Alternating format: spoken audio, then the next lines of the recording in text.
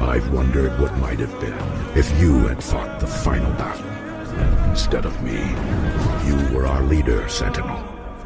It is your right to lead us again. In a world I do not know, I am no longer your teacher, Optimus. You are mine.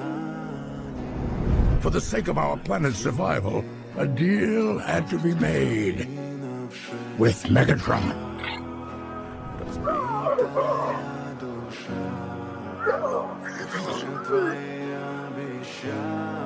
Now, return what belongs to me!